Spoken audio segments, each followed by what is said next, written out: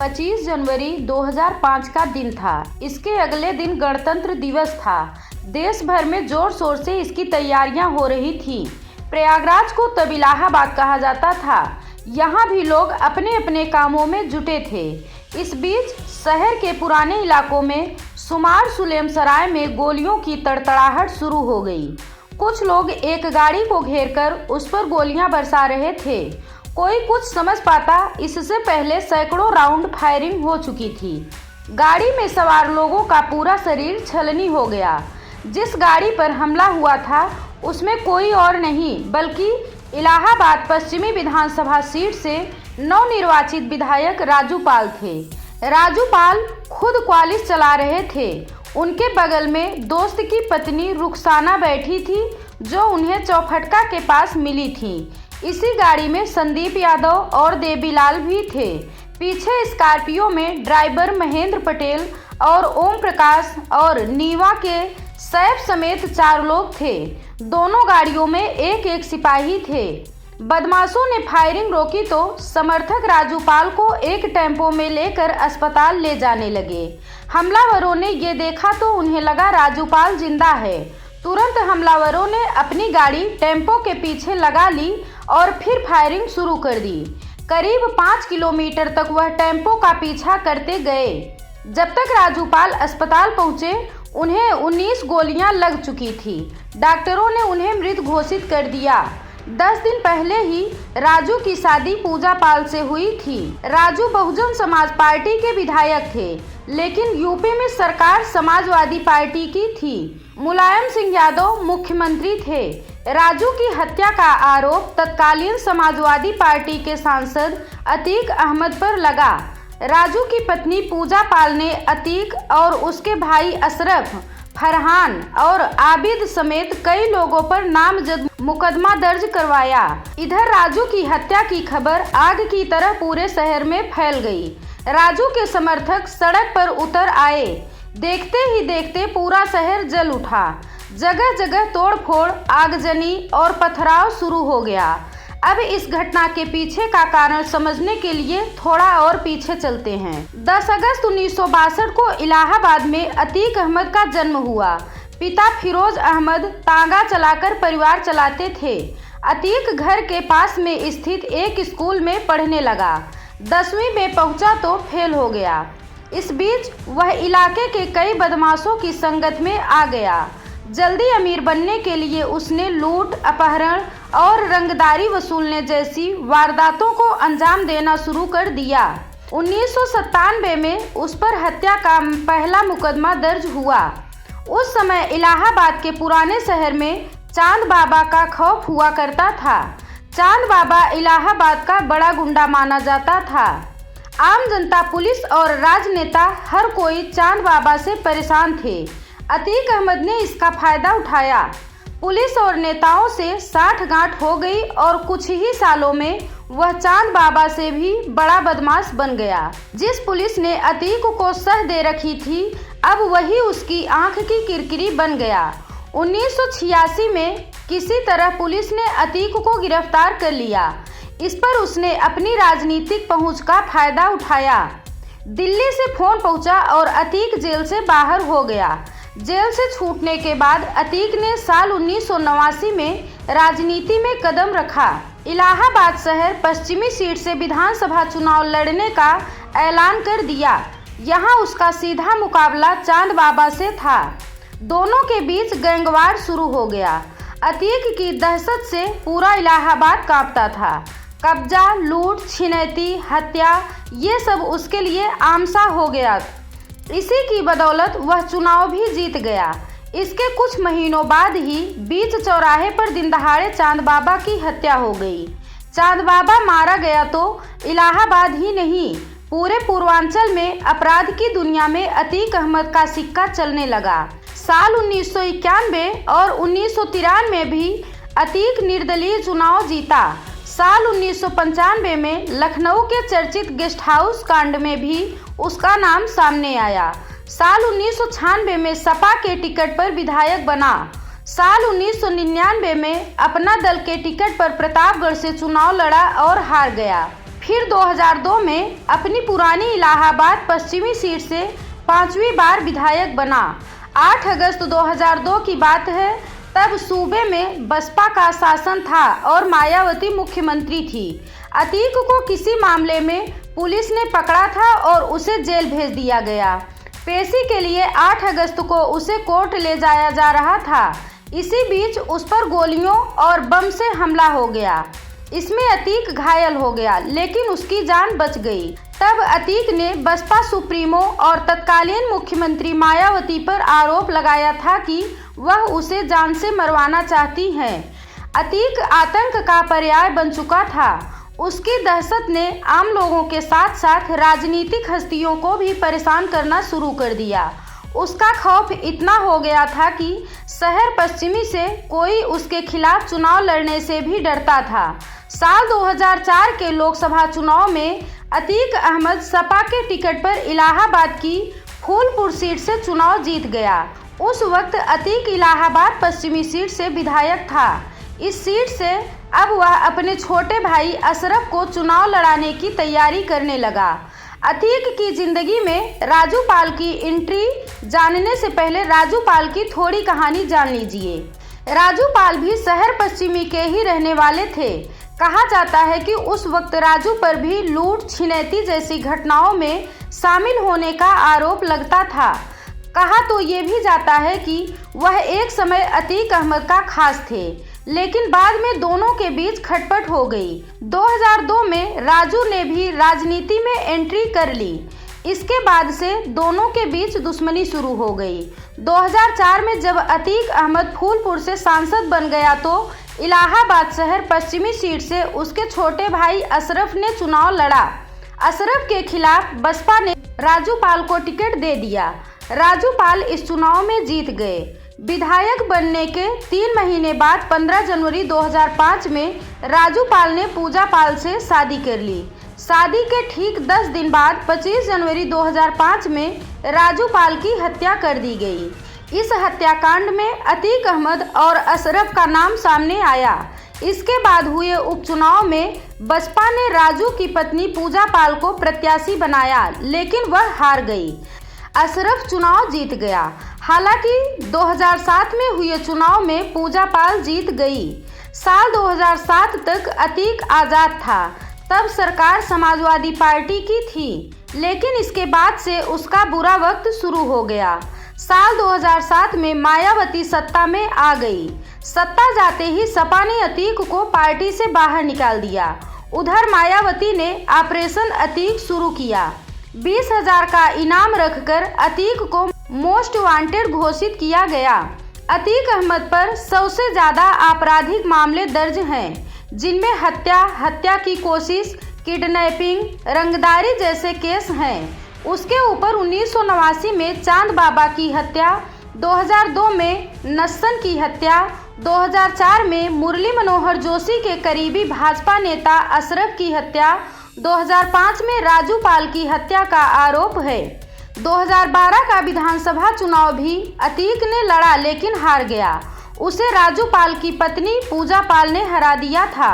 2014 के लोकसभा चुनाव में भी उसने समाजवादी पार्टी के टिकट पर श्रावस्ती सीट से चुनाव लड़ा, लेकिन भाजपा के दद्दन मिश्रा से हार गया। दिसंबर 2016 में मुलायम सिंह ने 2017 विधानसभा चुनाव के लिए अतीक को कानपुर कैंट से टिकट दिया। 14 दिसंबर को अतीक और उसके 60 समर्थकों पर इलाहाबाद के सीआर्ट्स कॉलेज में तोड़फोड़ और मारपीट का आरोप लगा। अतीक एक निलंबित छात्र की पैरवी करने कॉलेज गया था। उसने कॉलेज के अधिकारियों को भी धमकाया। वीडियो वायरल हो गया। यह मामला चल ही रहा था कि 22 दिसंबर को अतीक 500 गाड़ियों के काफिले के साथ कानपुर पहुंचा। उस वक्त अतीक का ये काफिला सुर्खियां बना था। इसी बीच पार्टी का अध्यक्ष अखिलेश यादव बने। अतीक को पार्टी से बाहर निकाल दिया। सीआर्ट्स कॉलेज मामले में हाई कोर्ट ने अतीक को गिरफ्तार करने के आदेश दिए। फरवरी 2017 में अतीक को गिरफ्तार कर लिया गया। हाई कोर्ट ने सारे मामलों में उसकी जमानत कैंसिल कर दी। इसके बाद से अब तक अतीक जेल में ही है। इसके बाद 2019 के आम चुनाव में जेल से ही वाराणसी सीट पर मोदी के खिलाफ चुनाव लड़ा। इस बार फिर जमानत जब्त हो गई। साल 2017 में यूपी के नए सीएम योगी आदित्यनाथ बने। फूलपुर सीट से सांसद रहे केशव प्रसाद मौर्य डिप्टी सीएम बने। उन्हें फूलपुर की सीट छोड़नी पड़ी। सीट पर उपचुनाव की घोषणा हुई। जेल में बैठे अतीक ने निर्दलीय चुनाव का फॉर्म भर दिया, हालांकि फिर से हार मिली। इसके बाद 2019 के आम चुनाव में जेल से ही वाराणसी सीट पर मोदी के खिलाफ चुनाव लड़ा। इस बार फिर जमानत जब्त हो गई। योगी के सीएम बनते ही अतीक के खिलाफ कई मामलों की जांच शुरू हो गई। इसके बाद से लेकर अब तक अतीक की 1600 करोड़ रुपए से ज़्यादा की गैर कानूनी संपत्तियों पर बुलडोजर चल चुका है।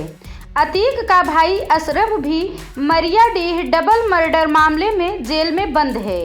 अतीक के 4 बेटे हैं, 2 नाबालिग हैं, 2 पर रंगदारी वसूलने और किडनैपिंग के मुकदमे चल रहे हैं। इन 2 में से एक जेल में बंद है।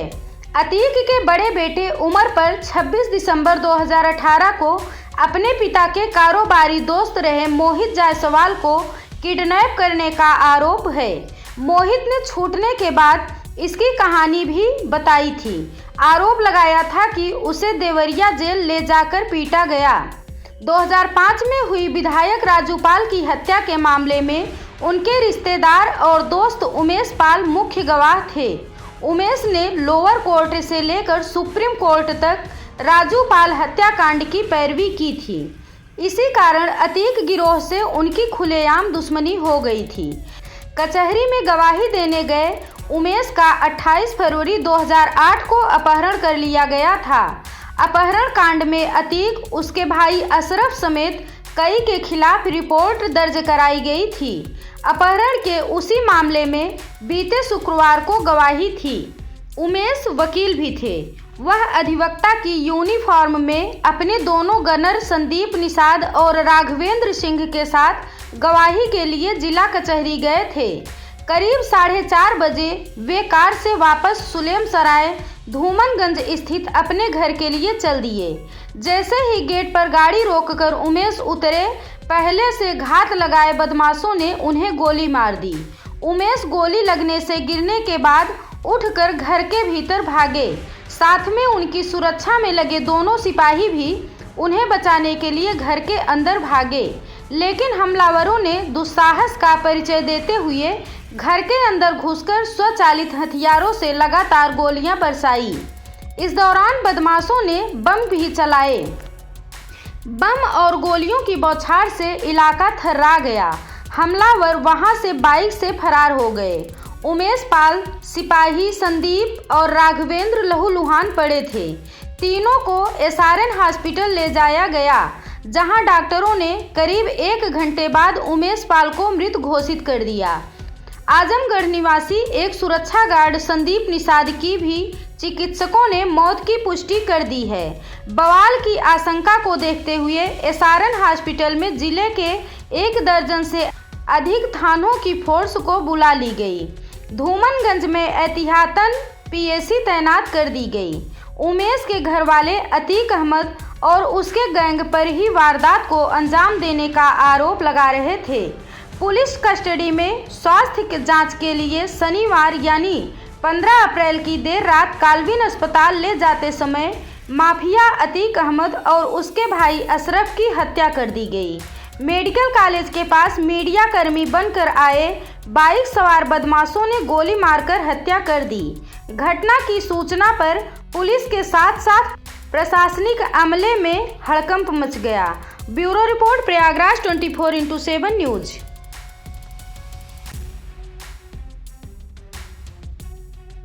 यूपी में अपराध की दुनिया में अतीक के नाम की तूती इस कदर बोलती थी कि आम लोगों के साथ साथ सरकारी अफसर और रसूखदार लोग भी उससे डरते थे।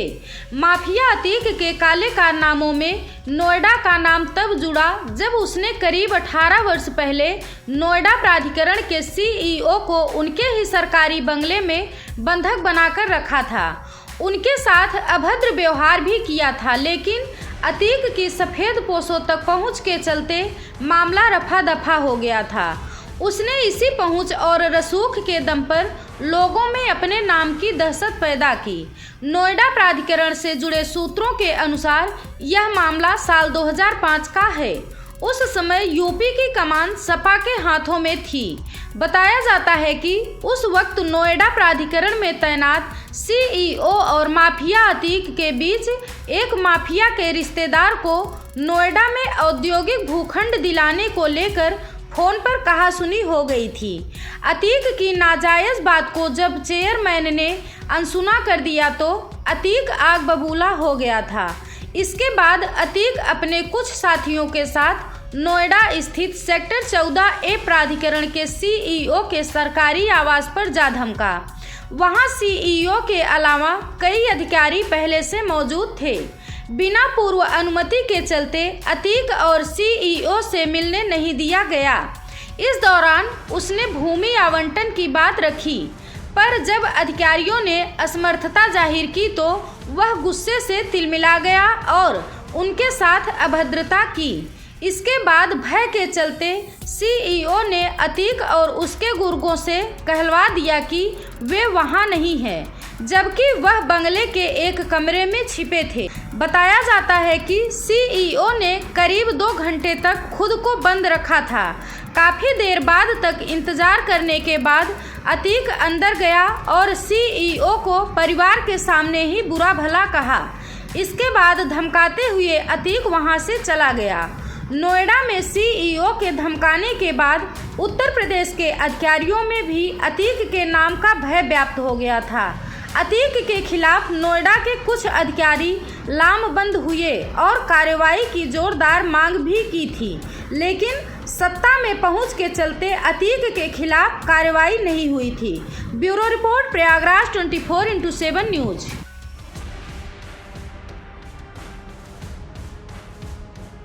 माफिया अतीक अहमद और उसके भाई अशरफ का अंत इस तरह होगा, ऐसा किसने सोचा होगा। एक बार सांसद, 5 बार विधायक रहे माफिया अतीक पर 44 साल पहले पहला मुकदमा दर्ज हुआ था। तब से अब तक उसके ऊपर 100 से अधिक मामले दर्ज हुए, लेकिन पहली बार उमेश पाल अपहरण कांड में उसे दोषी ठहराया गया और उम्र कैद की सजा हुई। एक वक्त था जब अतीक के केस से जज भी थर्राते थे। अतीक की जमानत याचिका पर सुनवाई से 10 जजों ने खुद को अलग लिया। आपको बता दें कि साल 2012 में अतीक जेल में बंद था और यूपी में विधानसभा चुनाव की घोषणा हो चुकी थी। उसने इलाहाबाद हाई कोर्ट में अपनी जमानत के लिए याचिका दायर की। अतीक की याचिका पर सुनवाई से हाई कोर्ट के 10 जजों ने खुद को अलग कर लिया और 11वें जज ने सुनवाई की। इन्होंने अतीक की जमानत याचिका मंजूर कर ली और अतीक जेल से बाहर आकर चुनाव लड़ा। हालांकि अतीक राजू पाल की पत्नी पूजा पाल से चुनाव हार जाता है। साल 1962 प्रयागराज का चकिया गांव तांगा चलाने वाले फिरोज अहमद के घर एक लड़के का जन्म हुआ। नाम रखा अतीक अहमद। फिरोज घर में अकेले कमाने वाले थे। जैसे तैसे पैसे का इंतजाम कर अतीक को पढ़ाते, लेकिन उसका पढ़ाई में एकदम मन नहीं लगता था। नतीजा ये हुआ कि वो 10वीं में फेल हो गया। इसके बाद उसने पढ़ाई पूरी तरह छोड़ दी। अब उसे जल्द से जल्द अमीर बनने का चस्का लग गया, लेकिन पैसा कमाने के लिए उसने मेहनत करना नहीं बल्कि एक शॉर्टकट को चुना। लूट और अपहरण करके पैसा वसूलने का शॉर्टकट। वो रंगदारी वसूलने के लिए लोगों की हत्या तक को अंजाम देने लगा। साल 1979 में अतीक पर पहली बार एक हत्या का केस दर्ज हुआ। अतीक को जेल से बाहर आते ही समझ आ गया कि अब जेल से बचने के लिए राजनीति ही उसके काम आ सकती है। इसके लिए उसने राजनीति में कदम रखने का निर्णय लिया। साल 1989 तक अतीक पर करीब 20 मामले दर्ज हो चुके थे। उसका प्रयागराज के पश्चिमी हिस्से पर दबदबा हो गया। 1989 में उसने पहली बार विधायक का चुनाव लड़ने का फैसला किया। किसी पार्टी ने टिकट नहीं दिया तो निर्दलीय खड़ा हो गया। अतीक के सामने कांग्रेस के गोपाल दास यादव प्रत्याशी थे। साथ ही अतीक का बढ़ता दबदबा चांद बाबा को भी अखरने लगा, इसलिए वो भी अतीक को हराने के लिए चुनाव में खड़े हो गए। चुनाव हुआ, नतीजे आए तो अतीक को 25,906 वोट मिले। वह 8,102 वोट से जीतकर पहली बार विधायक बन गया। विधायक बनने के करीब 3 महीने बाद अतीक अपने गुर्गों के साथ रोशनबाग में चाय की टपरी पर बैठा था। अचानक चांद बाबा अपने साथियों के साथ वहां आया और दोनों गैंग के बीच गैंगवार शुरू हो गई। पूरा बाजार गोलियों, बम और बारूद से पट गया। इसी गैंगवार में चांद बाबा की मौत हो गई। कुछ महीने में एक एक करके चांद बाबा का पूरा गैंग खत्म हो गया। चांद बाबा के ज़्यादातर गुर्गे मार दिए गए, बाकी वहां से भाग गए। चांद बाबा की हत्या का आरोप अतीक अहमद पर लगा, लेकिन विधायक होने की वजह से उस पर कोई एक्शन नहीं लिया गया। चांद बाबा की मौत के पीछे गैंग की मुठभेड़ को कारण बताया गया। आज तक अतीक इस मामले में दोषी साबित नहीं हो पाया। Bureau report, Prayagraj 24x7 news.